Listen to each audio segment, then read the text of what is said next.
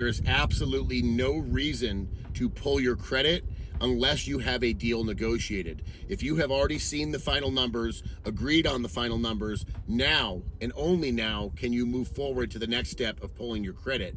There is no reason to pull your credit before you've negotiated these numbers because you don't know if you like the price. And if I don't know if I like the price, then why am I ruining my very good credit score by giving a hard inquiry to this dealership that I may or may not purchase from? Long story short, if anybody at the dealership tells you they need to pull your credit to give you the itemized final numbers, what they're really telling you is, I need to pull your credit to give you what the payments will be. Make sure they are very clear you're not worried about the payments, you're worried about the bottom line. Which leads me to number 2. Guys, when the dealership does run your credit, when you have filled out a credit app and given them permission to run your credit, make sure before you do that, you have specified to your salesperson and to the finance person. Make sure that message gets to the finance person. You do not want your credit ran willy-nilly to a million banks. You'd like their top 4 places that they'd like to send it on behalf of you. And being a experienced finance manager, this shouldn't be hard to look at your deal structure,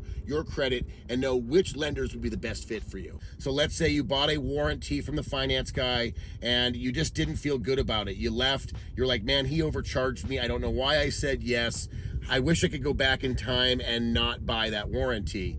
All you have to do is call that dealership or even the warranty company the following day and cancel the warranty. Once you've canceled it, they're going to base that off of your mileage and how much time you've had the warranty in place. They're going to prorate it. At that point in time, you haven't really used anything. They'll probably give you all your money back. But let's say it's a year into owning it and you decide, hey, I'm going to sell this vehicle. I don't need this 5-year warranty I bought.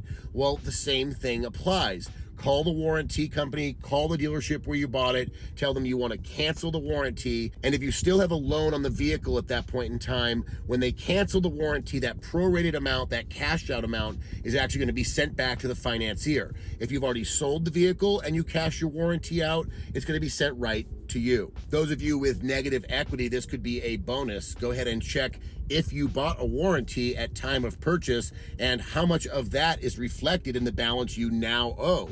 Sometimes when you call and cash it out, you'll find out there's thousands of dollars coming back to you and you're not as flipped as you thought. Those of you with less than perfect credit, a lot of times the dealership will get you approved with this really high interest rate, and they're going to tell you, hey, in about 6 months when your credit comes up from having this auto loan, go ahead in and get it refinanced. And that is complete and total bullshit. Basically, if you have bad credit, you probably didn't get a good deal on the car, you probably didn't put much down as a down payment, and the interest rate is a reflection of that. And there's little to no chance that another bank 6 months from now, just because your credit score went up a couple points, is going to pick up this loan and give a much better interest rate.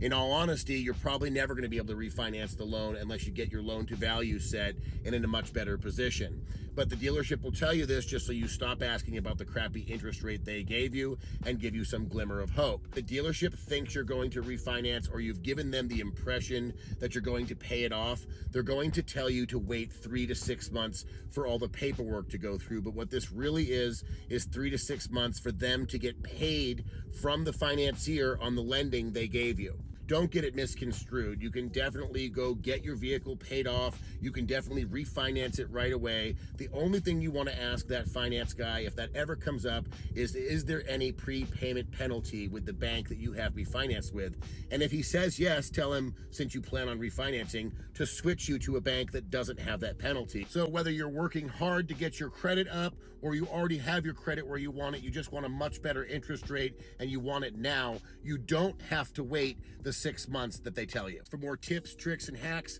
just like this one, please follow Billy the Car Kid.